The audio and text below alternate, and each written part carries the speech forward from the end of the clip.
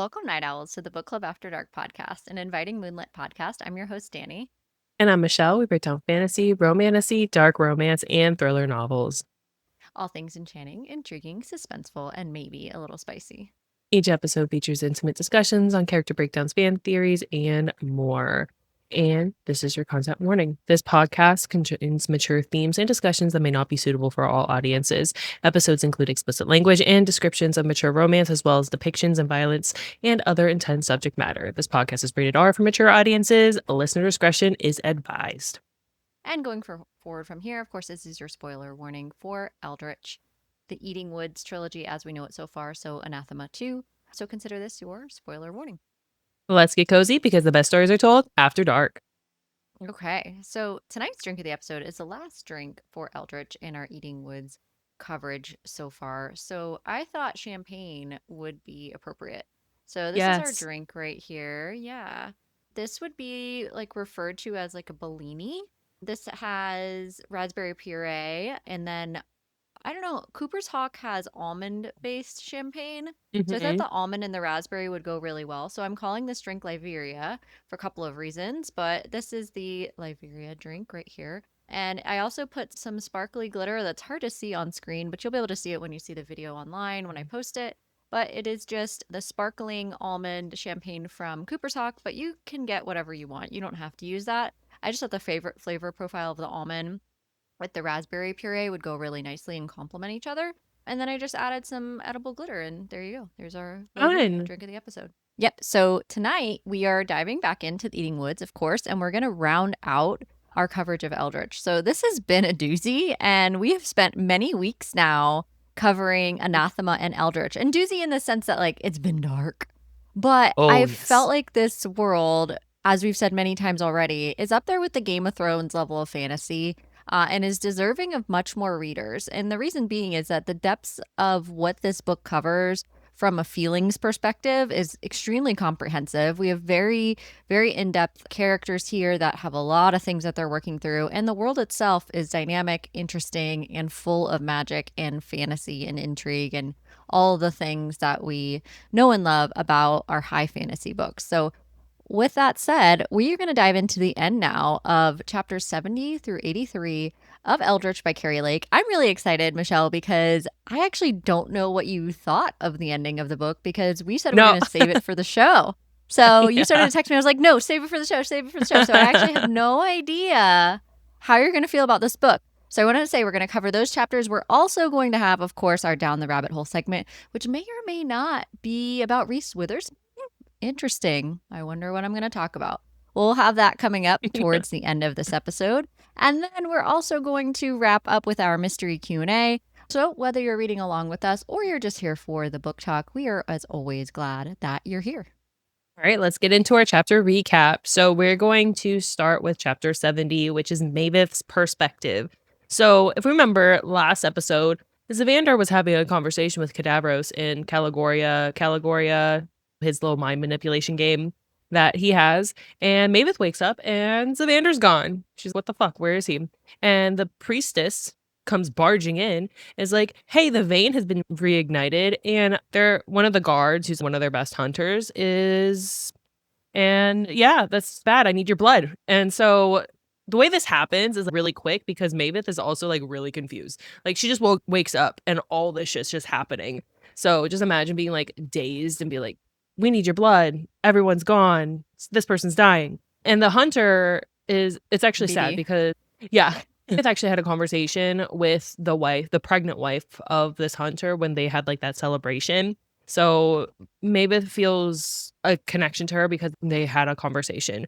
And the priestess gives him the blood, Maveth's blood mixed with her own blood, but Morsana decides to keep the hunter. So he dies, and it's just really heartbreaking to watch, especially from Maveth's perspective, seeing the wife collapse. And it's hard to read also in that terms because it's so emotional. And then the guards are immediately like, it's Zavander. It's the guy she came with. He's the one that did this, which he's gone too. And so Maveth is what is going on? And she doesn't know where Zavander is. So they have to find Zavander, which they believe he's at the rotting tree, which has been referenced multiple times, but they have to get there. They have to figure out where that is. And the priestess believes Evander must have cleaved to the rotting tree, essentially. And Mavis, he doesn't cleave, so he must be with someone. Hence Cadavros. Alasia doesn't want Mavis to go because this is where she was. This is where she was trapped. Like her mind would go to these places, and this is where she was stuck. So it's awful. It's awful. And it is awful. We're going to see it, and it's freaking awful. I'm tired of all these freaking spiders. It is It's real not a bad. fun place to be. What essentially has to happen is Mavis has to learn to ride Brave Ox, which she gets to ride her bird Yeah. dragon. Yes, I was so excited about and this part. I wish it was more. I'm hoping in Vasmora we see more like Corvigon riding because it was like such a small little Well, I hope we see more aspect. of them in general, Well, like, he has 2 overall. eggs, which we're gonna see. Like she goes to like his nest and whatnot. We're gonna see more. I think Kerri Lake. His nest. Right. He's referred to as a he, so I think is a he. I know. It's just But interesting. there must be others unless they can who knows? Who knows? Who knows? Unless they're asexual and can just produce eggs on their own. Yeah, produce. Or maybe the men produce. Kind of like seahorses. No, seahorses Yeah, maybe men they're don't like produce. seahorses. They hold Yeah. the eggs. I love that for Yeah. them. Yeah, me too. But anyways, so she has to go to Mortasia and she has like the sweet goodbye with Alasia, and Mavis has been really strong for Alasia and protecting Alasia So and go vice back and versa. correct that because she has to leave Mortasia, not go to Mortasia. Oh, I read that wrong. Okay. I wrote it right. That's I okay. read it wrong. 3, Yeah. 2, 1. So Mavis has to leave Mortasia because she has to go find Zavander. And she has this sweet goodbye with Alasia because her and Alasia have had a really close relationship. And Mavis, up until this point, has been protecting Alasia. And this is Alasia telling her that it's okay. Like, she needs to leave. Like, she finally finds her person. She finally finds her place. And she actually kind of likes it with the Laverians. She's having a good time, even though she It's her understands people. Laverian. Yeah, Yeah. kind Kinship. of. I foresee in the future, which I thought at the beginning of the book that Alasia was going to like bond with Casimir because that's why he was his perspective. That didn't work out, but I think we're gonna see her again because she says if our fates align, we'll see each other again. So they have the sweet goodbye. So I think we're gonna see her again at some point in time, and she might have a Laverian man because she had 2 that were eyeing her. So or she might have 2. Why choose? Why choose? I'm for Maybe. And then it. also, what purpose would her character serve as to only be like this vessel that we saw intermittently? She was such a character. She was such a character that Mavis held to for so long in book 1. We finally get back to her in book 2, and we still like she's very not present even in book 2 because she's like out of it or she wakes up finally. So I can't help but think that Kerri Lake has a plan for Alasia that includes more of a character arc and story for her than just being this side character that Mavis wants to be her part of her life. I'm hoping that we see more of an arc more of a character arc for her in book 3. So hopefully. With how Kerri Lake writes her female characters, so far Alasia's been like a damsel, right? She doesn't really have a lot of power. She's sassy, but she doesn't have, and she has a personality that's strong, but she's had to be rescued. And she's like entering a lot of the unknown and she hasn't come into herself yet. So the way Kerri like writes characters, she very much builds up to that and writing like the strong FMC. So yeah, I agree. I think that her character arc is going to continue, but it's going to continue without Mavis, and Mavis needs to continue without Alasia at this point in time to grow. Agree. Chapter 71. Actually, let me ask you this. What do we think about her father? He's alive for a reason. I think at some point he's going to become relevant, or do we think that she just like Kerri Lake was like, oh, I feel too bad killing both her parents. So or bring back the one. Well, her father was key in helping getting them to the Laverians. So he served a purpose Yes. in that sense. Correct. I would hope that his understanding of the Laverians in that world will lead more for Alasia. So like his next purpose is going to help like Alasia, her becoming who she needs to be. I'm not entirely sure what else it is in store for him. I just feel like he's more of like a support character. I don't think he has anything else. What about you? Okay. I feel the same. I feel like Mhm. we've kind of seen his purpose and intent, and I think we should just, as with any Kerri Lake character, just like don't forget he's there because Right. we just don't know. He could be someone. She could pull a freaking Akatar. You know what I'm saying? And like he comes out of nowhere.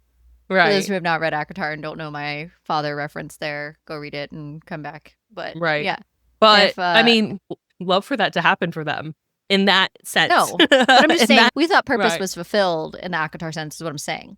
And Right, we think right, purpose is fulfilled here. I'm not saying like the result would be the same, but don't forget that Kerri Lake has left her father alive somewhere. That's right. all. I think we keep that filed in the back of our mind for Valsamora. Chapter 71 brings us to Zavander past. So again, we're still doing what we've been doing this whole time. We're bouncing around different timelines. I continue to say that this keeps the reader engaged and also is relevant to understanding Zavander as a whole and why he is such a dark MMC and why he's such an anti-hero. And it's because of all of the things that he's been through that's made him what he is in the present chapters. So this is Zavander past. He's sitting in a bath with two other Gildana. So if we remember that the Gildana is basically Lois's pleasure team, for lack of a better term, but they're basically like work for her at whatever disposals she so chooses. And his 10th piercing is placed at this point. So we know that we're close to him being free, we hope. However, he's not doing well. And one wouldn't be after 100 years of torment and torture. At what point can Caligoria and the idea or thought of Maveth just not be enough? And we're starting to kind of see this with him and the deterioration of his ability to stay strong throughout this. And so he's holding a poison blade. This is one that Lois uses specifically like for her enemies. And he's basically ready to kind of end things for himself. He's had enough and he just doesn't have a will to live any longer, which is awful. But as soon as he's about to do this, he is summoned by King Jarrett. So convenient timing here. And Lois is having this conversation with King Jarrett, and she's, I just haven't been able to get him to Caligoria yet, and I could, and he won't bend to me, and all of this. And Vander's had enough, so he tries to kill her because, yeah, as he should. And she basically is like, well, I'll heal every time you try to get me because you can't kill me basically with my own blade, and also like you can't kill me. Theron comes out of nowhere. We remember Theron from previous chapters. Remember Theron's been haunting Zavander, the image of Theron or Theron himself, whatever you want to believe. But it's what Zavander believes, right? And his lack of Vivicantum, Theron is the one that keeps popping up. So we see why that is here again. Theron has this redeeming moment, and it's when you're reading this in chapter 71, I was shook because I was waiting for, yeah, I was like, Theron starts to speak up and I'm like, fuck, what's he gonna say? And he says, actually, I made it all up about Caligoria. That's why Lois hasn't been successful. It has nothing to do with Zavander. I just made that up because I wanted to be like in the good graces of you, Lois, and the king. So I made this up because I knew Lois wanted him and wanted to keep him, and I needed to come up with a reason to keep him around because that would make me look good. So I made up this lie. He can't actually go to Caligoria. And so when you think about this, you have to think about Theron as a character and what his motivations were for this. And this is like redemption for him and his relationship with Zavander and also with the Gildana. So there's this level of distrust that has built over the decades and hatred even between for Zavander towards Theron because of the reason why he's still stuck there. So King Jarrett buys Theron's story and says, all right, I'll trade you, Zavander, for 20,000 soldiers. Zavander's like, well, I also want my boys to be free. Also Theron too. And the king is like, okay, well, you can have Torin, Revezio, and Casimir as you wish, but you can't have Theron. He has to be punished now for what's happened. And Lois is like, all right, yeah, I'm keeping Theron because I'm going to punish him and kill him slowly. And that ends the chapter.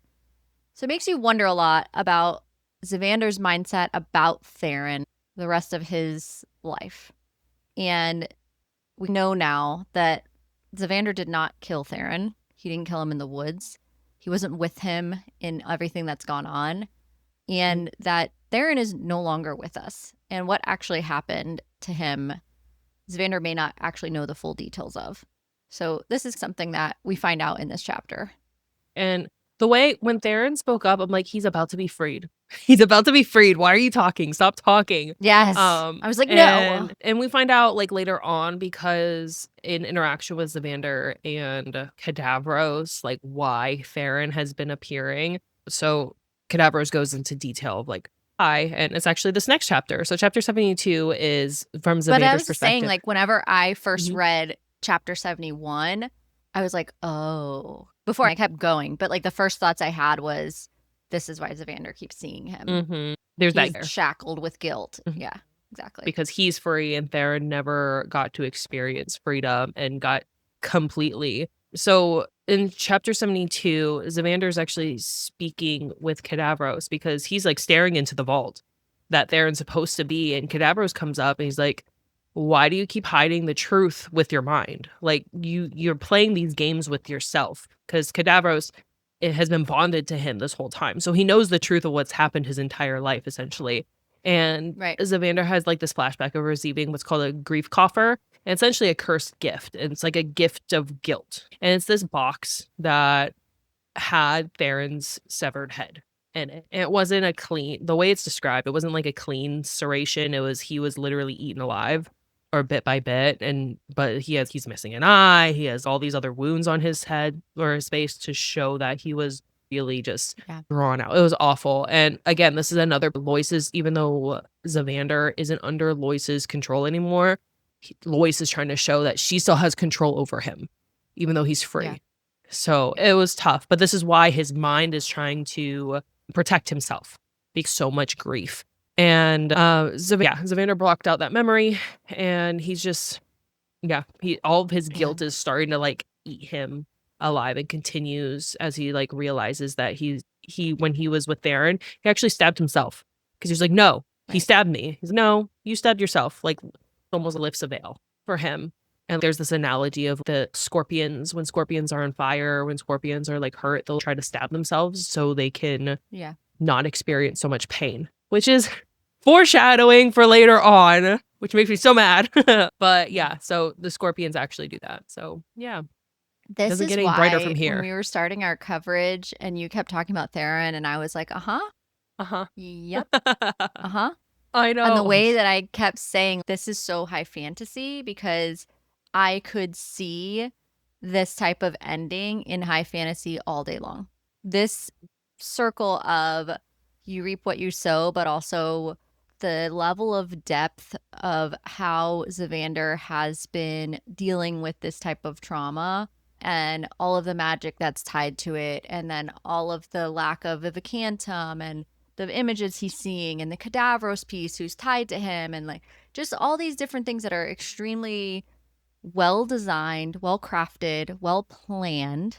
It really speaks to Kerri Lake's ability to storytell, but also again how I could see this on the big screen as a major high fantasy debut. I think there is a lot here that's unpacked. It's extremely dark, it's disturbing.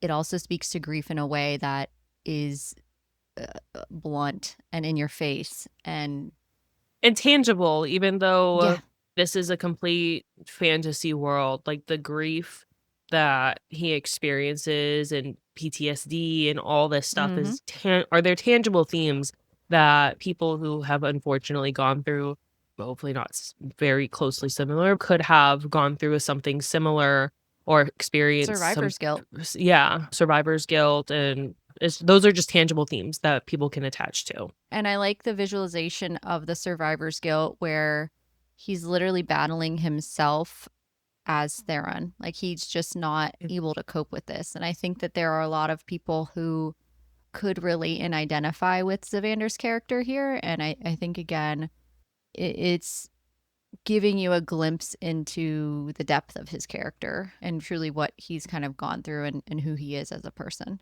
But let's move on. So chapter 73. So Mavis calls on Rayvox. Yay. And she's got to figure out how to ride him. And so she knows that this glove, if we remember from previous chapter and the previous episode, we talked about this glove that like goes onto her hand automatically and has these claws. And Zavander's become very familiar with this glove for other reasons. But anyway, Oh, yeah. this glove is how she is like connected soul to Ravrox. And Mavis can feel vibrations in her palm when she touches him. So there's this like bond and connection there due to this glove that's there, which we kind of knew, but we didn't have like full confirmation of the level of depth of this until this chapter. It really breaks into this a little bit more. And she figures out where she's supposed to sit on him, like with the help of the glove. It's kind of this whole thing of the connection that she has here. So she sits on the space like between his wings, and she's able to speak to him mind to mind, which is great. And she's like, "Come on, let's go." And he's like, "Meh." She's like, "Yeah, let's go to this tree." And he's like, "No, just kidding." And so they go to this mountaintop because it's the first time she's flying. And he's like, "I'm not taking you there yet. We got to figure this whole thing out. And also, I want to show you my house." And so he like jets off and takes her to his little home in the mountain treetop. And he's got 2 eggs. And this giant ass lizard comes to like eat the eggs. And the way I was like, "Motherfucker, no. Absolutely, you will not." And so is Mavis. And she literally like takes this bone whip out. And then all of a sudden I'm like, what the fuck? Because she just starts falling off the mountain. Just like, goodbye. I was like not ready for that. I did not No. think that's how that chapter was going to go at all. I did not think that's how like first flight was going to go. I didn't think about eggs. I didn't think about any of this. But we do see that he has 2 eggs. We see that the lizards are coming and that there are lizards, these fucking lizard things. And then we also know that they fell off the mountain. She falls off the mountain. So she's like in a free fall, and it like ends the chapter. And you're like, what? These chapters go by really quickly because all these they're super fast. different storylines are converged. They're starting in the to last converge, few yes, chapters. because we're getting to the because classic high-end fantasy, classic fantasy reading. The last 100 pages just have you like gripping the side of your chair because everything's finally starting to like come together and fall in place. Yep. So chapter 74 bounces back to Zavander. As Mavis is free falling, Zavander is at the Umbervale with Cadavros. So the Umbervale is our end-all be-all in this book, essentially. This is where we're either protecting it or it's getting destroyed. This is the that is preventing all of Pestilos from destroying Etheria. So Cadavros tells him... And let's not forget, Umbervale, going back to like our glossary... Yes. And the map is the literal, you can think of it as the equator, but vertical. It's literally the line in the map that's the division between worlds. So you have the Mortasia world and you have the magical world, the Etherian world. And the Umbervale is that, quite literally, this veil between that's magically enforced. Keep going. Just for a reminder, anyone who forgot, because we do have a lot of words and terms in here. And we're hopping all over the place. So just in case anyone forgot, that's our Umbervale. Okay, so they're at the Umbervale, and Cadavros essentially tells Zavander, "Hey, I've actually been able to control your stable fire because we are connected. Once I ate you, essentially, and spat you out," which we get a fun background on, like, why that's a thing. And he says, "I've been able to control your stable fire. I just want you to be able to harness that power so I can, like, have that magic as well." So this is where Zavander's really truly gathering their deep-seated connection here. And he's, "Okay, I'm going to block you out from my mind." And Cadavros is like trying to get in there. And he has like a glyph in his mind that he's like protecting his brain and his mind. And he decides that he's just going to burn himself from the inside out and lets his sable fire like burn. And then he collapses. So it's like one girl's free falling. This man just is trying to kill himself, which damned if you do, damned if you don't. Like, because if he dies, but that he's not also trying to means kill himself. He's trying to kill Cadavros out of himself. Yes. Yeah. Yes, exactly. So he knows if he dies, Cadavros dies. But if Cadavros dies, then also remember the prince who is also Dorjan, who is also bound to Cadavros. Then he releases NBD. Pestilos. So it's like, yeah, what's going to happen to this guy? So he's like trying to hopefully kill himself, kill Cadavros. But this is like a last ditch effort because he's realizing how powerless he has become in terms of, even though he has like this immense power, Cadavros has a grip on it. And there's not a whole lot he can do at this point. And then of course we go into Calgoria in chapter 75. Yeah. Chapter 75, we dip into Caligoria. And at this time, like, we've seen some of Alistair's story, but we haven't really seen him and his sister that we know is Melisara. We haven't really seen, like, what's going on there. This is the first time we get a more in-depth expansion on Alistair and Melisara. So we find out that Alistair and Melisara were watching them kind of as children, younger. And Melisara has severe deformities. They're hiding quietly from their mother, and she's with a man for his money. The goal, of course, is that Alistair wants to become this high mage, good intentions at the time, and he knows that his mother has blood magic. He wants Vivicantum. He wants to become this mage so he can heal his sister. And so the intent here is that they are waiting to see what's going to happen with the mom. So the man that she's seeing enters this room demanding to see Melisara, and Alistair's like, nope, and kills him. So there's that. Well, I mean, And it gives Alistair depth because you think as Cadavros he's just evil, but really he's like, this is his origin story. He was born his with origin nothing. story, Yeah, right, is and that he was just a poor kid saving his sister from a man who exactly was trying deeply to sickening. yeah. So Yeah, who's you basically a don't, pedophile, frankly. but like, oh, which I because Gross is evil. But at this point in Yeah, time, you get like a he becomes evil. He wasn't yeah, then. Cadavros is evil. Alistair isn't. Alistair isn't, And yes. he had the good intentions. So I don't want to say you empathize with him, but you understand a little bit. Like you were good at one point, but this is Yeah, where it's like you assumed your Spider-Man magic. in Yeah. James Franco before he becomes a Green Lantern. Yeah. You understand your dad who was evil was murdered by Spider-Man, but you understand your dad was murdered, but you don't understand like your dad was evil, at least in that Yeah, analogy. But right. I hate when authors allow me to feel for the villain. That shows it's good writing, but also I'm like, I don't want to feel for the villain. But it shows the villains High aren't are fantasy. complex. High fantasy. Just saying. This is where the dark romantasy piece of this dies for me, because I feel like this is a high fantasy book that happens to have sex in it that's dark. I don't think this is a dark romantasy. I really don't.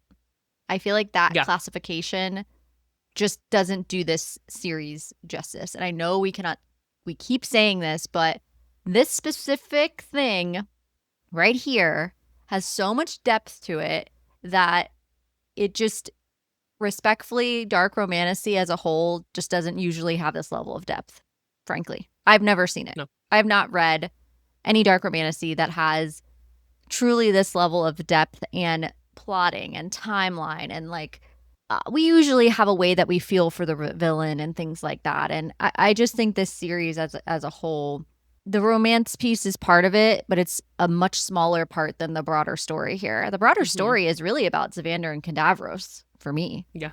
Zavander and Maveth are important, but this is really about someone who's inhabiting his being.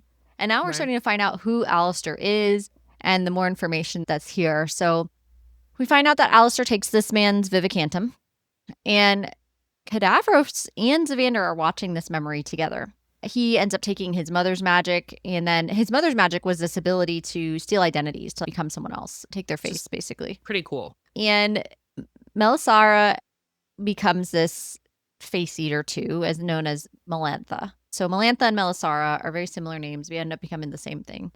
And she is the one who is going after the sex cells, which brings us back to Rakaya, way back in Anathema. And there's a tie-in there between Zavander's sister and why she can't stand Melantha.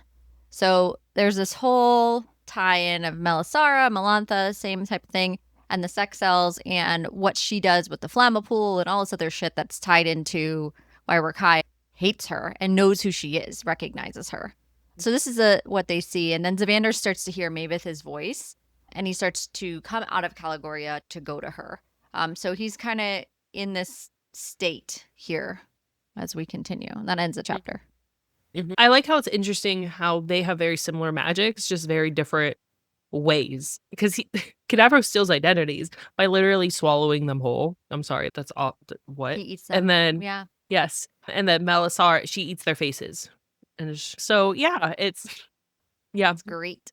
This also speaks to how Cadavers took over Moros. Even it was not perfect. It's because his magic is like so old and it's gross now. Weak. They Yeah. couldn't like take over. Yeah, it's weakened too. Because he's only had like little bits of Vivicantum here and there. But yeah, so Cadavros is like in the woods and he finds out where the vein is through Moros and yeah, eats him whole. So That makes that gross. sound exactly. Great. Thank you.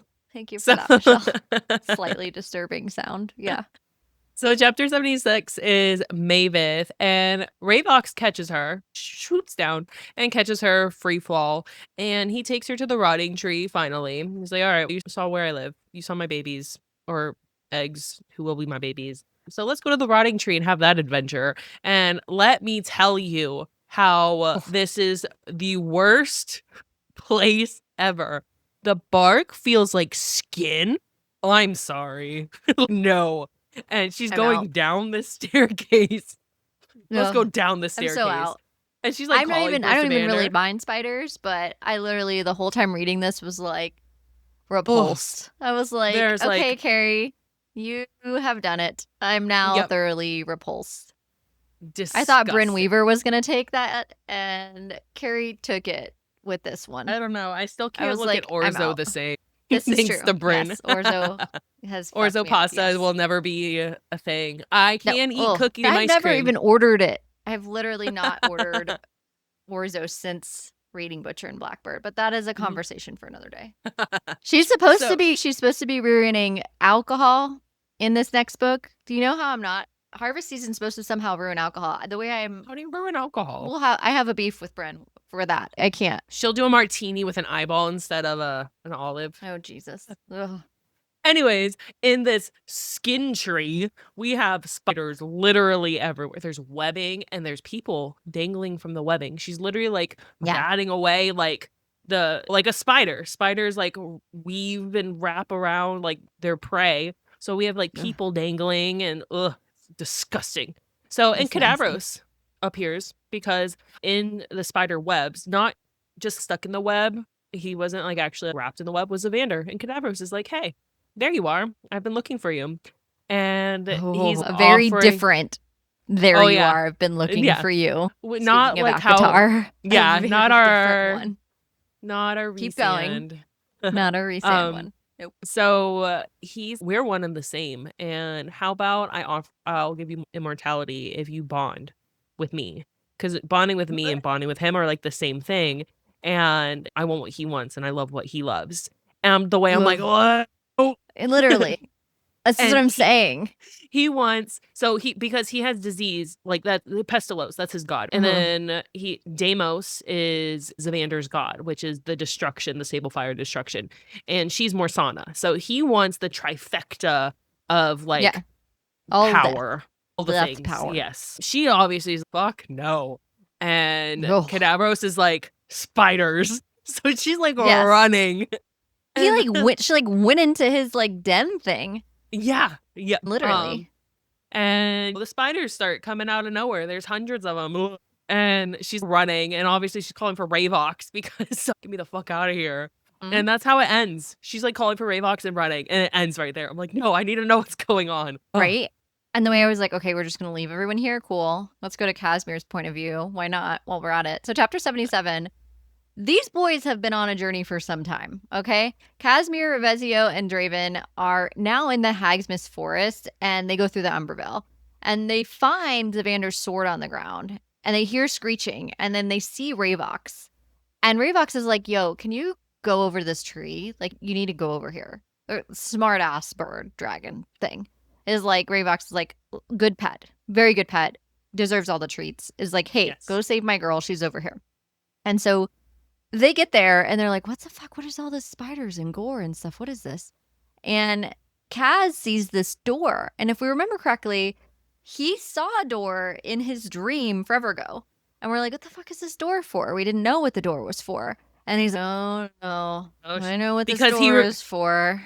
Well, Yeah. in his dream, he dies. In his dream, he dies. So oh fuck, like he's about to die. Yeah. And this Right. interaction was really funny to me because Casimir is like, understanding Raybox and the way Dravian and Revezio are like, you speak dragon bird. No, I'm not. Yeah. I'm not fucking going over there. And he's like, we need to go down there. And Dravian's like, I will stay out here. No, Literally. thank There's you. I'm good. I'm den of question mark with darkness. I'm okay. A skin tree. Nope. I think I'm Yeah, good.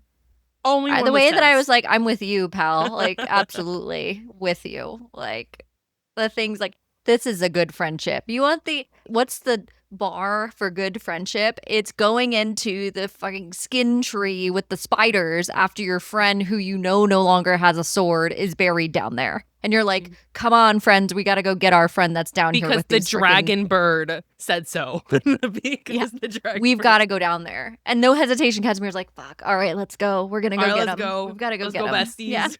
That Oh, get I you a can't. friend who will do Yes, that. that is dedication. Michelle, would you do that for me? Would you go into the spider's den? I'll bitch Ooh, about we it the whole hesitated. time. I'll bitch about it the whole time. These I would fucking go in there for spiders. Danny, you. why the fuck are you down here? For what reason is this that we have come here? That's fair. That's fair. So I will go, but I will bitch. And I'll never live it down the rest of my known No. life. Remember that after time that. I It will saw be these brought up. spiders? Yes. Asked me for something. Remember? I That's rescued for spiders. Yeah. Yes. So Remember that time you were in the spider's den? I no longer have to do anything for you. Yes. yeah. I remember. Okay. All right. So That's fair. chapter 78 is Mavis. So back to Mavis. She's like stumbling around this labyrinth. She's feel like someone's following me. No shit. It is actually Literally. Zavander. It's Zavander, but it's only his body. Only his body. All traces of the man she knew is gone. He has like this Right. It's like a shell of him. really Right. awful look on his face. That is, I don't know. I don't know who that is. Yeah. And he's like approaching her and she's telling him to bond with her, essentially, because she knows the stakes at this point and she's trying to coax him back to him. And she's like, I love you. Please come back to me. And she has him bite his neck. Bite. 3, 2, 1. She has him bite her neck. And if we remember, her blood, if someone drinks her blood, kills you. Yep. So this was a game she was playing. And he like has this realization of what did I just do? And he like comes back to himself and his scorpion pierces himself and keeps going until his body just no longer like exists. Yeah, Like he just like still. And Mavis is calling for Mersana to give him back because that's like what she wanted. I need to kill him as he is so she can bring me back the person that I know. And then that says, okay. Okay. We're just cliffhanger city over here. Every single chapter so far has just been like cliffhanger.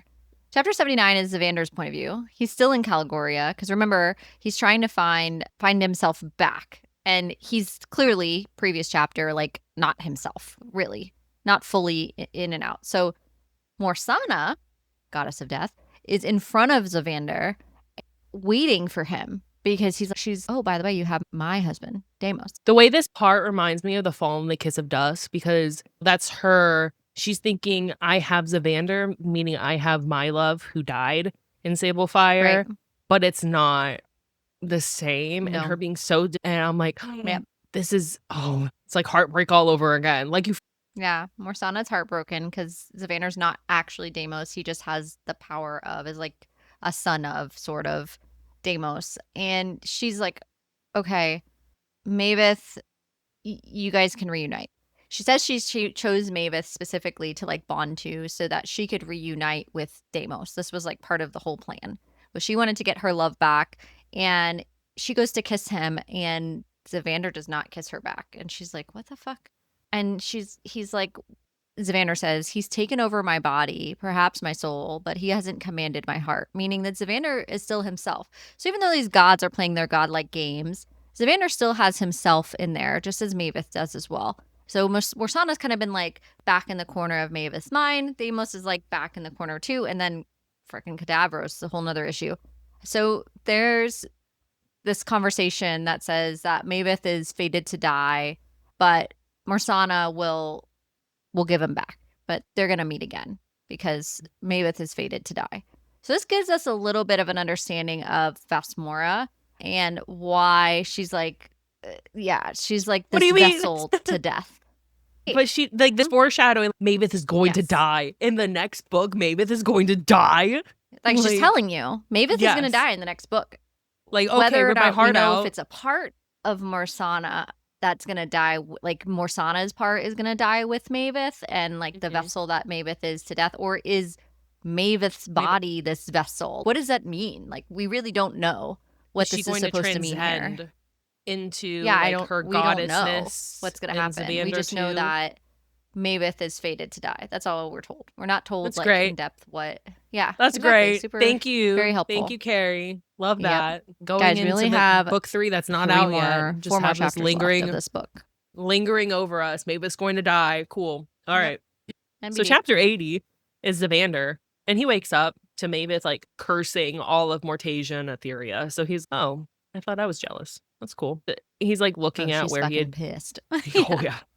He's looking at where he like bit Mavis, and he again has that guilt, always with the guilt with him because doesn't Yes. have control over his actions and it worries him.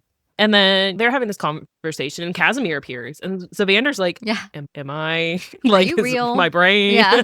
Because It's like, why the can't fuck are trust you anything. here? Mm-hmm. Yeah, and Casimir explains it. He's, oh, the bird dragon told us we found your sword, and the bird dragon said you're down here. And the way Zavander's like, if I didn't know that's like my life, I would think you weren't real, but I know my life But right now. literally, I would be So like, you are made up. Yeah. so Kaz tells them and had sent the group to find them, but he had lost Dravian and Revezio earlier. And Zavander remembers Dravian and, this, wait, why the fuck is here? Literally. They Why don't is he really here? get a reuniting, No. but, it's fine. Zavander worries Cadavros is dead because he technically died-ish and came back. And they need to get to the Reveal, like, real quick before the spiders erupt out of nowhere. Yep. And Casimir's like, I know the way. Let's go. And they find Dravian and Revezio in spider webs and, Yeah, like, they got caught. freed them. And the way Revezio's, like, line was like, I've never been so thankful to see your pretty face. I'm like, yeah, he's such a smart Exactly. ass. And then all the spiders start coming, and they're running. They're running, Ugh. and they're And trying to, remember, like, these fight them spiders are away. like fucking huge with And human faces humanoid, and yes, they're not oh, like it's which they're I would so be terrified if repulsive. they weren't, like, repulsive, like, just giant-ass Yeah. spiders. No, these aren't, like, little, like, daddy long legs, like, crawling from the walls. It's, like, No, these these are like people giant-ass that human Mavis recognizes from like the town and yeah. stuff. Like So disturbing. yeah, hundreds of them just start climbing and crawling at them, running at them, and they're, like, running and trying to, like, fight them off, and Rayvox is also there, and, she, like, doesn't wanna leave Rayvox, but Rayvox, Mm, he's got it. But and then, yeah, that's the way that chapter ends. yes. So chapter Mhm. 81 goes to Zavander's perspective still. We're still in his perspective. So they're running through the woods. The spiders are shooting this really fun acid at everyone. So that's cool. New power unlocked. So they've got this acid that can hit people. So Revezio gets struck with this acid. They're fighting the spiders off. Zavander stays back to try to like continue to fight things off. And Mavis continues to run forward. And something's pulling Kaz toward the Umberville. And he sees this. Don't forget, there's this giant chasm or chasm, however you want to say it. There's a giant one for non-magical folk or like people who cannot go through the Umberville. There's this protective thing between the two worlds. And something's pulling Kaz through it. Zavander opens it. Dravian goes through. Kaz goes through with Mavis. Cadavros on the other side grabs Revezio, like pulling him back into the other side. And now he has the power of Pestilos and Deimos. Great. But his body, like Cadavros' body, cannot like physically hold all this power. So he starts to attack Zavander. Cue like massive fight scene. There's this huge fight scene that goes on right here. Revezio's like trying to help, but he's getting ripped apart and he's begging Zavander to kill him. And this chapter was really difficult to read because you Yes. see his friend pass away who's been here this whole book. And it was really difficult to read Revezio, who's been his friend since he was captured in the mines and they were besties so long ago, and everything that they've been through, as assassins, this brotherhood that they had for hundreds of years is he sees Cadavros, like his worst nightmare, basically take the life of one of his best friends in this moment. And it was very, very difficult to read. But he Yeah. doesn't have any time to really let this soak in because Cadavros is still a threat. But it was awful. I actually read this chapter multiple times because I couldn't believe that Kerri had killed somebody off like that, which we should expect it, but I wasn't mentally prepared for it. It was kind of like when Leon died in Fourth Wing, and I go back and I'm like, are we sure? Are we sure Yeah. that are we sure? Is he Yeah. dead, or is he just Yeah. dead for Right. now? I was Correct. pissed when they killed Revezio. I was like, no, at the very end, we're going to kill him at the very end. And the way, like, Cadavros is literally like, because Revezio, he has like spikes. Like, he's like, I wouldn't say Yeah. he's humanoid, but he has like spikes on him, part of his Mm-hmm. like fae or whatever heritage. Right. And he's like literally like ripping his spikes off. Yeah. Like one by And one. It yeah, was it was awful to read. awful. And Zavander's, we're gonna get you across. We'll get you healed. And Right. Razio was like, we don't have time. It's been an Like, honor. I've Essentially, he says accepted it's it. been an honor. I'm like, No. no. Yeah, I know. Oh, it was so hard I was so upset. I was livid when I read that. Yeah. I'm like, no, because listening to the audiobook, like I liked his voice more. He has like an Eastern Oh European no. accent. And Casimir has This more of chapter like had been a hard to listen to. it was so hard. And because he played what I love about this audiobook is because sometimes when there's like dual POV, the male voice just stays in the same male voice and just reads. Whereas this is more of they assume the different characters, even if it's characters, so you know Yeah. who's talking. And Vervezio had this really smooth Eastern European accent that I just loved.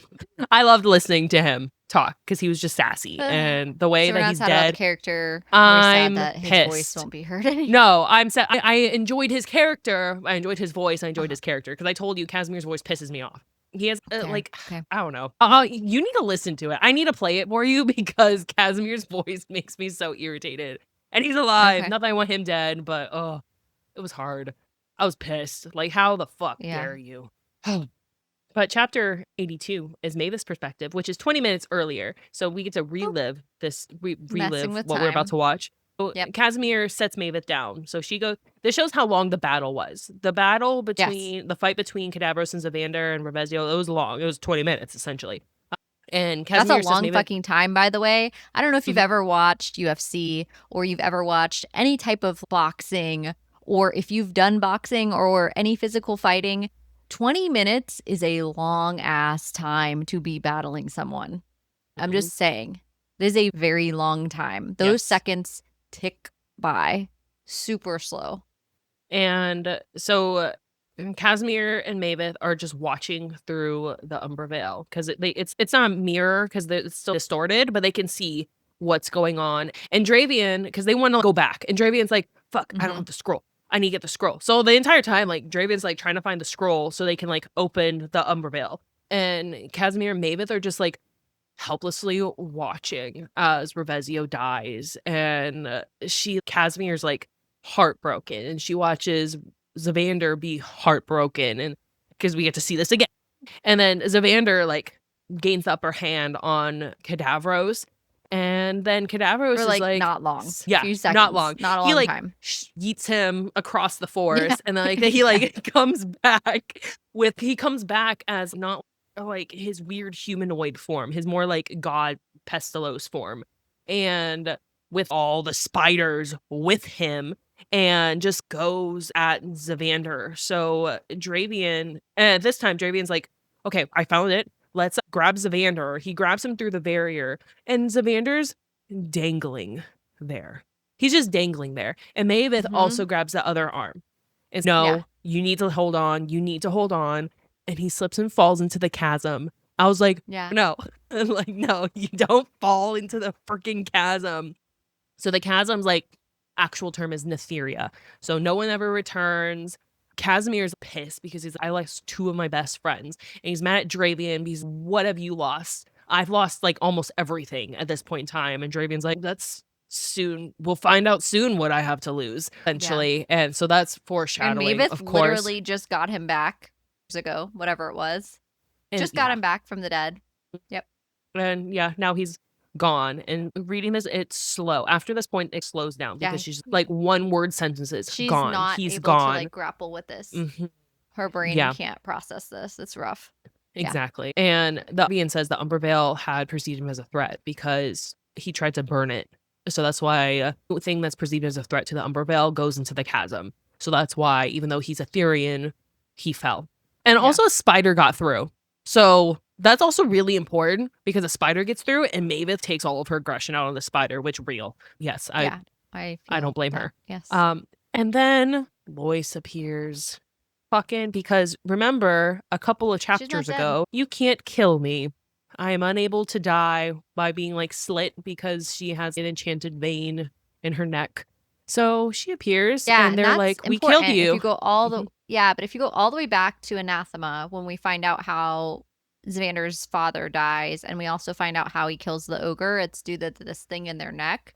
She also has that weakness. Lois has this weakness, but she's got this magical way of not having this. But her bestie, we find out, is Melantha slash Melisar, who's Cadavros' sister. So who what is the high mate King Yes. Sagarin too? Yep. Like what?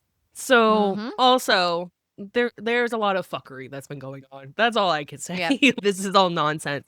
And at first they tried to fight them off. And the way Mavis like has no fight in her left. She's no, just tries at fucking done. first and then she Yeah. just wilted, is gone. Because she has nothing. Yeah, she has no will to live. She just saw Xander plummet to his perceived death. So she has no desire to continue, and she gets and they get captured. Captured by Lois. So chapter 83. This is our last chapter in this book. We know now for Vasmora, this being the last chapter we're gonna do, that Mavis' perspective, the last chapter, she's taken by Lois. So we also know Dravian and Casimir are also taken. So Vasmora is going to start with that, maybe? We'll see. But chapter 83, I don't think I'm like emotionally ready for it, because if she's with Lois, the torture that's going to start with Vasmora, we're going to literally be thrown into it. And Lois is not going to hold back. And I don't think I'm mentally or emotionally prepared. Because Lois hates Mavis. Because she wants to bond with Xander.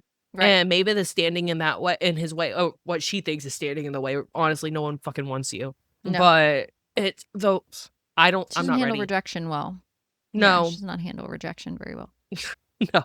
To say the least. We have our last chapter. Let's do this thing. So last chapter of our coverage of Eldritch, and Vasmora coming out in the fall, so has not released yet. So book 3 will be releasing in the fall. Let's do it. Chapter 83 is Xander's point of view. It's a shorter chapter. He's falling, and he's just thinking about Mavis, and he's made peace with himself. And then he falls onto this ledge, like his whole body part, like just hits this ledge. So he it stops his fall. So he's just lying there, and he looks up, and the way that I'm with him looking up, and I just read this, so I bet listening to the audio, you're seeing it too. He just sees Rayvac flying around.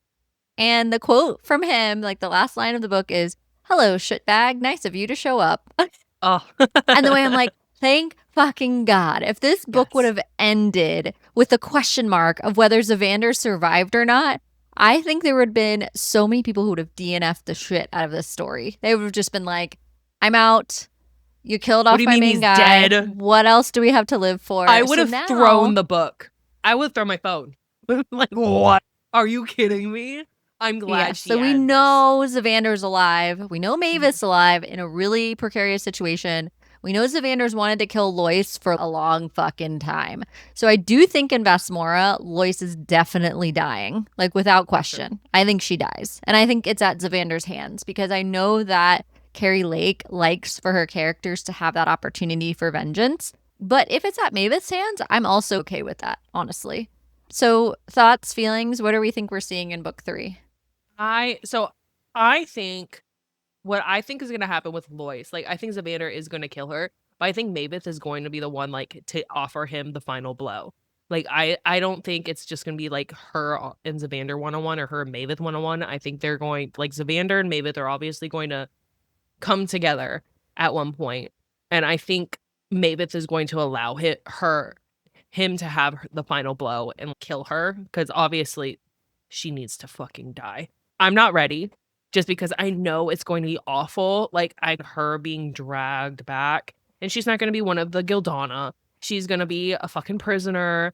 being absolutely tortured. And one of her guys can grab the bone whip out of the air. So I need to her bone whip is like useless as long as that guy is around, that soldier, whoever the fuck he is.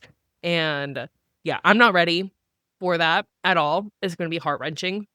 But I know Zavander has the dragon now, and Zavander and Rayvox are going to be it's going to be like Hercules and Pegasus, like riding into battle is what I'm Yeah, thinking, to try literally. to find her, scour all of Etheria to find her. Yeah. Yeah, And what are we gonna have more little baby Ray boxes or more like a whole group I of them think that we're so. gonna meet up with? Is Vander gonna Yeah. go on his own like side quest and bring a whole bunch of them and take over and get his lady back? Because I feel like that could happen too. But why else would she have the eggs there? Why else have the eggs? So obviously there's going to Correct. be more of them, and they grow really big really fast. So Mm-hmm. I don't I think they're gonna be apart for a long time, though. I think Lois is gonna have some Oh, in book shenanigans. 3, like they won't Yeah. reunite for a while. That makes sense. Yeah. That tracks I with th her storytelling too. She likes to take her Yes. time before she brings us the spicy time. Which means we're gonna Makes have a sense. lot of stress, emotional stress while they're apart. I'm hoping I wonder who do you think POV we're gonna get? Because we had Casimir's this time. So, obviously, we're gonna I get think that will Mavis and continue. Zavander. I think it would But be Casimir's really with interesting to get Lloyd. I don't know if she would do it. Well, I know, but I what think that if would be we very interesting. But we hate Right. her, so I don't know if she would. Think of who's separated, because obviously Zavander and Mavis are separated, so we're gonna have their people. Who else Of is course. separated from them? We still have Rakaya that's separate. Mhm. She's somehow going That to would be come back awesome. into play Of for course. Yep. Rakaya to come She'll come back. back into play. Um, Her and sister, then her sister. Alasia. If What's we, going on with I Alasia? I wouldn't mind a POV from them. Yeah, I wouldn't mind a POV either. What if Let's she see what gets we're to gonna have ride the happen. Corvin or the priestess? The Maybe priestess she was gets her very own. mad. The priestess was very mad that she didn't get She's a not Corvigon. magical. She might not. So, Yeah, we'll but see. the Lavirian slash Corvikai, they were mortal. Like the Corvikai were mortal. Yeah, So maybe the priestess will get her dragon because she was mad about not getting nah, her dragon. not that worried about her. Yeah. But on that note, Eating Woods Book 3 does not have a like actual date of release. Goodreads is saying it's going to be released on October 1st. However, the publisher hasn't fully confirmed that. They're just saying fall of 2026. And as we well know, fall of 2026 is shaking out to be like It's a big insane season. because yeah, we have 2 Akatar books on the horizon. We have also we have the next installment of Crowns of Nyaxia. We have the next installment of Spark of the Everflame, which just got released this week. So we have the next installment. We have also Yeah. have Rebecca Yarros just dropped that we have not book 4, but she's also But some kind of releasing Empyrean thing. some sort of 176-page novella thing. Yeah. That's also not the This novel. fall is going to be like literally. And then, oh my God, let's not forget book 3 of the Fae and Alchemy series by Callie Hart is also releasing on November 10th, fall of 2026. Book 3 of the Fae and Alchemy series, which we think will be titled, per Michelle's thoughts, Assault, which hasn't been even released yet as the title, what it would be. But holy shit, the fall, like, we save your PTO, people, because I'm telling you, we got some outer offices coming up. There's too many days of reading. Like, what are we gonna do? Crowns of Nyaxia comes out as well, the next book in that series that's gonna close out the whole series. And it's Septimus is book 1, and then we'll have book 2 of that series, and then it'll close out the whole series. But book 1 of Septimus's story, House of Blood, I couldn't be more ready for that. I'm just so much. Anyone who's like indie book seller trying to release in the fall, like, I gotta hand it to you, it's Good gonna luck. be tough because it's just you've got a lot going on. Major book releases coming up, but for sure it's gonna be nuts. All right, let's go down the rabbit hole real quick because I have an interesting segment for you that I want to talk about. And I remember I talked about Reese Witherspoon. So Reese Witherspoon also has Hello Sunshine, and she has her book club, and she's got all her things kind of that goes along with what she does. She has her book club that picks, Reese's book club, and she's very into reading. This is well known. Obviously, most people have heard about Reese's book club, but she did a video talking about learning about AI and related to it's time that we learn about AI before it gets too far ahead of us. And she puts in this post that like women's jobs are 3 times more likely to be automated by AI. Only 3 out of 10 women know how to use AI and are keeping up with the times. So she's posted this video, right? And there she talks about how women need to be in these conversations. We need to talk about AI. And there is so much negative feedback to this post. And in talking about what that means for the art community and what that means for how we talk about AI and what it is in world spaces. And I think that we as part people that could be replaced by AI ourselves, right? Realistically, you could type in AI, create, a podcast about books with a female narrator and a male narrator, and we want them to talk about this book. And you could literally punch this in and you would have an audio clip of them discussing whatever you want, and it's not real people. You could do that now. Like, we could be Yeah. replaced by AI. So I think what Reese is trying to say, and she responded to a lot of comments, and I want to add that Ben Affleck created and was like a big owner of the original AI filmmaking startup, like that was bought by Netflix ultimately. He created this, it's called Finbone was the name of it, and it's interpositive is what it's called. And it was basically an AI system and tool that is the back end of filmmaking. So what it does is it like helps to enhance lighting, it helps to enhance cuts, it helps to fix reframing or like additional special effects and those types of things. It doesn't remove the creative piece of the writing of the storytelling. It doesn't replace actors. It doesn't replace the creative piece and the actual human work of it. It back ends like the stuff that takes hours and hours to do, and it cuts the time of doing that. And I think Reese was trying to say, like, how do we not get replaced by AI when so much of female jobs, quote unquote, are much more likely to be at risk? How do we step ahead of that? And like the comments she received were just, well, they were so filled with hate. And I feel like the reason I'm bringing it up as a down the rabbit hole segment is I think that it is very broadly and widely talked about in the bookish community. We talked about it briefly a couple down the rabbit hole episodes ago, but this level of um, interest from someone as high up in the bookish community as Reese Witherspoon is, who's co-authored her own book that's out, who has also had her own nationally followed and acclaimed book club community. She is kind of a powerhouse in the bookish world, and it would Yeah.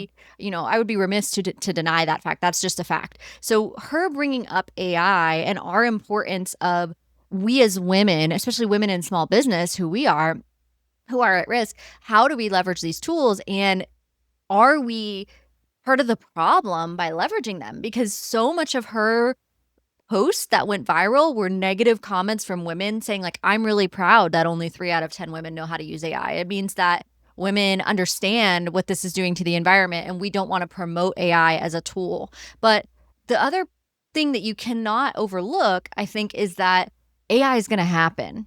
It's going to That's what I was happen gonna say. whether we Yeah. want it to or not. And so I was curious, like, what's your take on this? What are your thoughts? Obviously, everything we're saying here is coming from a safe space. It's our own opinions. And I think that it's worth conversation. I like you said, AI isn't going anywhere. It was one of those things, like, looking back maybe 5, 10 years ago when it was first starting to get traction, it's not gonna last a long time, but it's literally not going anywhere, and, Hmm. there are useful things for it. Yes, do people try to replace a creative aspect of art and advertisements and all those things with AI? Yes. Do I agree with that? Not necessarily. No, I those jobs still need to happen. Person's creativity still needs to be able to show out in, like, their artwork and books. I know a lot of book authors, they don't really like AI generative images and all that. It takes away from, the creativity that you can create as in your mind as, like, a reader, the consumer. Especially coming from, like, an education background, I know there's been a lot of pushback with teachers who find AI to be threatening in a way that it diminishes, like, the value of real work, which is valid. It's absolutely valid. I think the misuse of AI is more of a danger than the lack of the ability to use it, if that makes Hmm. sense, for or using AI for the wrong things. That's more dangerous than not using AI at all, because AI Right. isn't going anywhere. So how do we use it to our benefit? And how do we find creative ways to use it so that you are the person that can spearhead something for like your job? This is how I can use AI to be more efficient in my role. Here, let me train other people on how to use it. And because it is still a new thing and companies are still uncomfortable with it. So with you actually knowing how to use AI and not just let me search something on ChatGPT or something like that, then you have the ability to be crucial to your workplace. And so Mm. I agree with Reese. I think AI is a tool. AI is a tool that needs to be used with respect, though, and it's not going anywhere. And we need to figure out how to use that for our own benefit. So I don't know, did you agree with Reese more or I think her point was to say that we wished that it wouldn't be as impactful as it is, but the fact Mhm. remains it hasn't changed. Yeah. And you're either going to be replaced by it or you're not. And it's up to you if you're going to jump onto the boat or not. And I think I think it's it's a scary. discussion that has to happen. Right. The discussion. And it's scary for people who have jobs that can be replaced. Notion like, wow, I'm replaceable by a non-existent like algorithm. Yeah. And that's like Yeah. it. That's what it is. And we even see this. We already see that like technology replacing some lower level jobs. Think of the last time you went into a McDonald's and you don't have multiple cashiers anymore. You can order things on a screen. Or when you drive up to if you drive up to a drive-through, the first person that talks to you in a drive-through, unless you're at like Chick-fil-A, because there's like person there, but there's like an Yeah. audio that, reads what you're trying to say. So AI is already taking over a lot of aspects of our lives and we don't know it. On your phone, you can like Siri's memorizing what you're doing. And if you pull up your No. phone, be And like, yeah. And I think there's this, right? You can have a moral high ground of, I'm not going to use AI because of X, Y, and Z reason. But that doesn't stop AI from bulldozing over other areas and just you become replaceable. That's a right, fact. I mean, there's many people who feel that way about social media. There's many people who feel that way about all kinds of things. But from a technology standpoint, I just don't think that, frankly, we're not the one percenters. We're not the people who are influencing the global economy. And those who are continue to buy and invest in this technology. Therefore, it's not going away. So we only do ourselves a disservice by not continuing to be educated by it. And I feel like that's where there's this line in the sand of you can say that you don't like how much energy it uses. You don't agree with the impact it has on the environment, XYZ reason under the sun, but it doesn't change the fact that it's happening anyway. So you right, can either choose to be ignorant to it, or you can choose to be as educated as you can be on it yourself and see what happens anyway. I feel like it's a very controversial topic in the bookish community.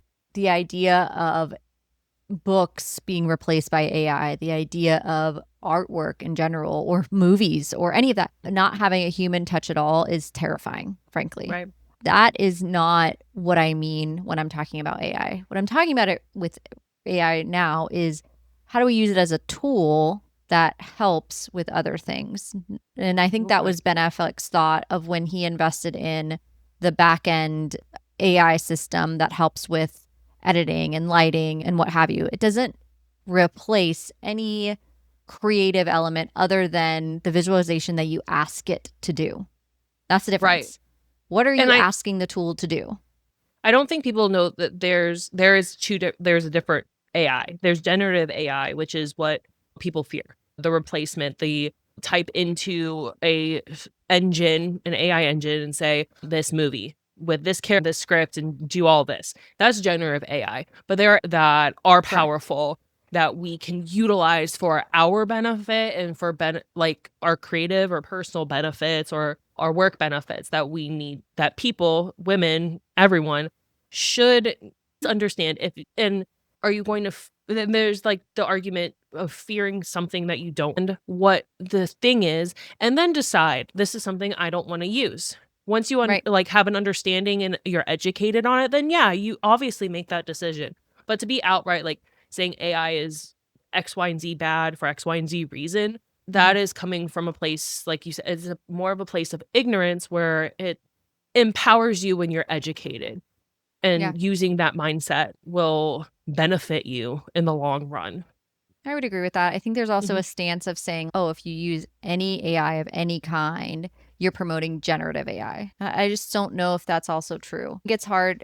I feel like, in the one hand, yes, it is because you're supporting AI as a whole. So therefore, you're by participating in any type of AI, you're automatically supporting this. But again, I think it's going to happen without us, regardless.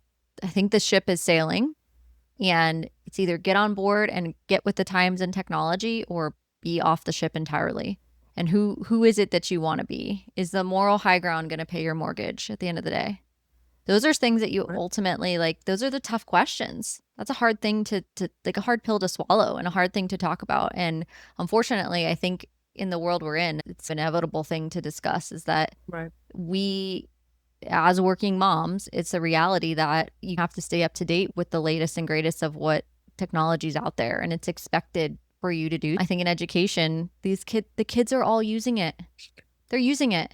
Mostly incorrectly, but yeah, they're Correct. using They're it. mostly using it incorrectly. Right. Which goes to the point, right? You need Which to be kind of speaks educated on the to, tools that you you need have. to know what Yeah. the tool is. Right. You got Yeah. to know what these kids are using, because how are Mhm. you going to help them, shape them, give them the moral compass of this tool? How are you going to do any of those things if you don't know anything about it? If you just Right. stonewall yourself from history moving forward, or from technology moving forward to the future, if you stonewall yourself by not getting educated about it, it's on you at the end of the day.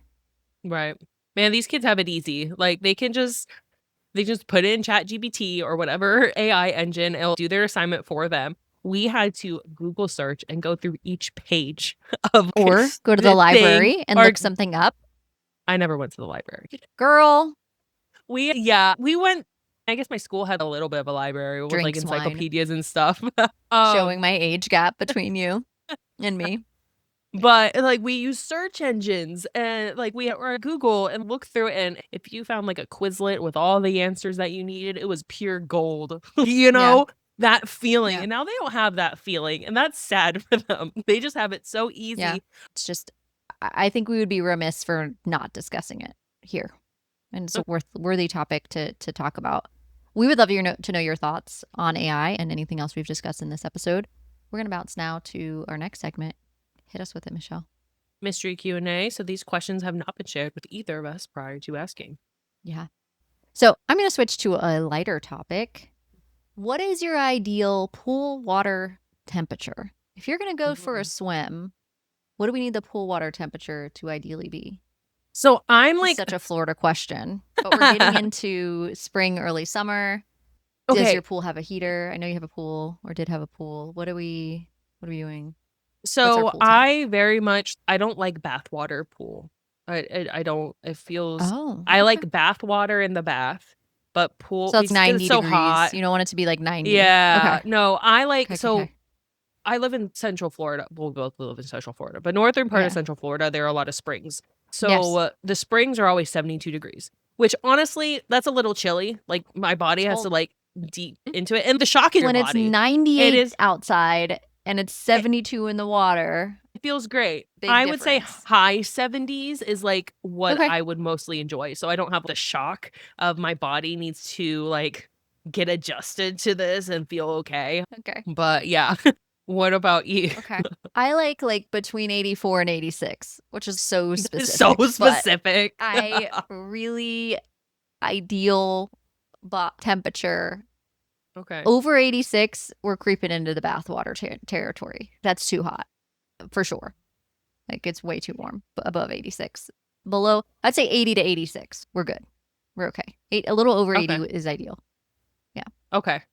Okay. It's funny because, like, I used to swim, like, yeah, years ago Competitively. in high school. I Okay. swam competitively. And I never thought about the pool temperature then, because I had to go in. There was Yeah. nothing leisure about it. I was going to swim.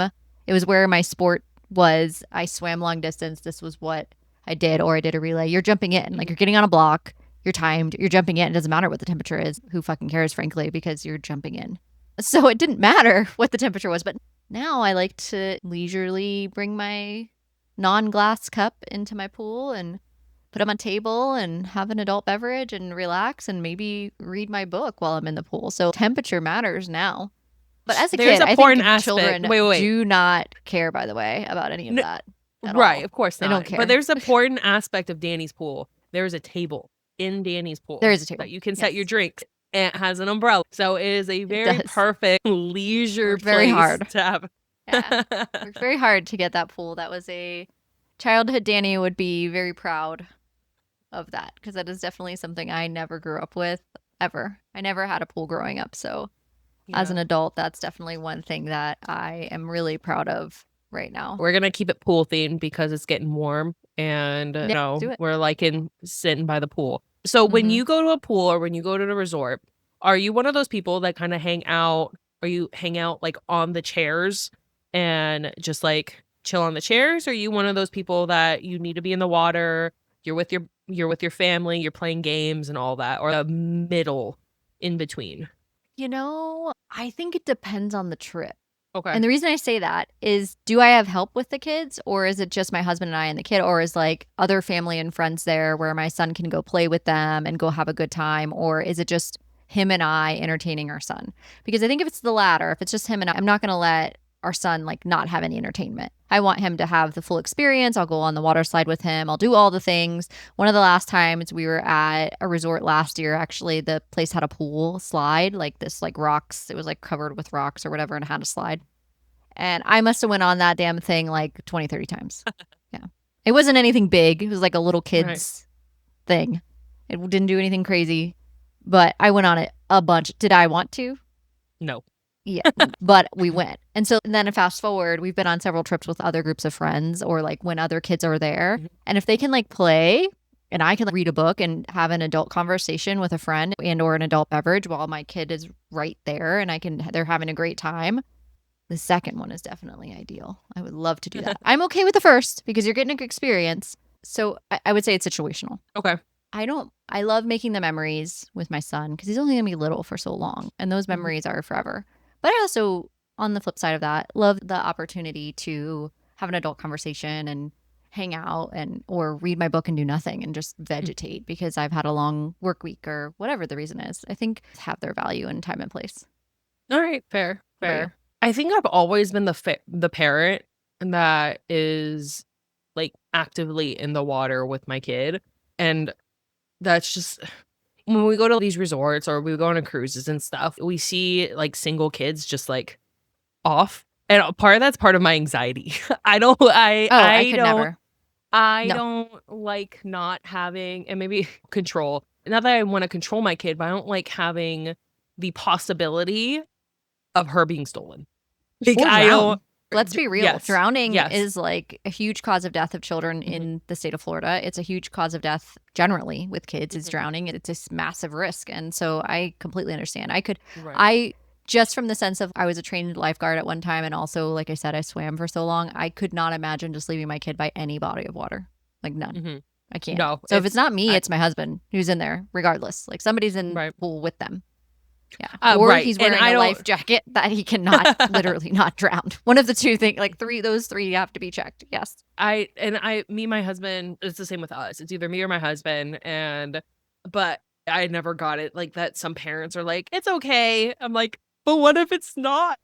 Obviously, I Yeah, wanna be no. involved in all the things, but I wanna be close Yeah. by, and even if I'm, like, not going on the slides and all that. But now with having a little one who's Hmm. not quite ready for the pool per se, I have to be on the side and participate on the sideline, which part of it's like I can chill, but I'm also, like, not chilling. I'm with the Yeah. baby. There's, that part where we have to, There's like, some either anxiety there. separate like, we were just at the pool the other day, and the baby we didn't have swim diapers because it was, like, a surprise thing. I'm like, "Well, I don't have swim diapers, so you can't get in the pool, so we're just gonna chill." And then my daughter, she fortunately, she had a friend to play with, and she was having a good old time, but I was on the sidelines, so that's not something that I'm, like, used to being. I'm used to being, like, in the pool and whatnot. There's something that's good with the season too because I can be a slow observer of the things but yeah, mostly I'm in the pool. Or I'm like actively involved. I, of course, would love the adult conversations and all of Yeah. that, but I also, I grew up with a pool, so I'm like, "I need to be in the pool." I don't like just sitting there on the chairs. I wanna be in the pool chilling, Yeah. but yeah. Alright, That's well, before we wrap up, let's talk about what's coming up next on Book Club After Dark. We have some changes that we should talk about, Danny. We do have some exciting changes coming up. Next week, we are switching into a new book, which is going to be Game On by Navessa Allen.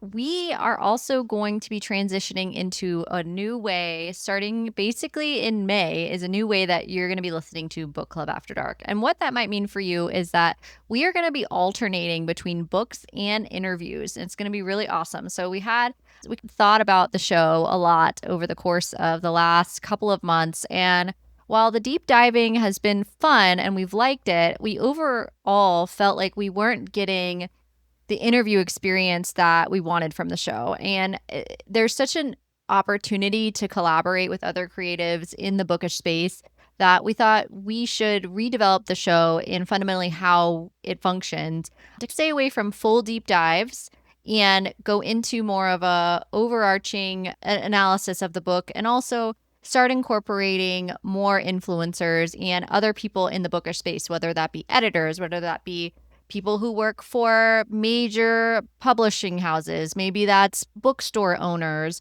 The search for these folks is endless, and we have a huge inbox full of folks who have responded to our inquiry, which is amazing.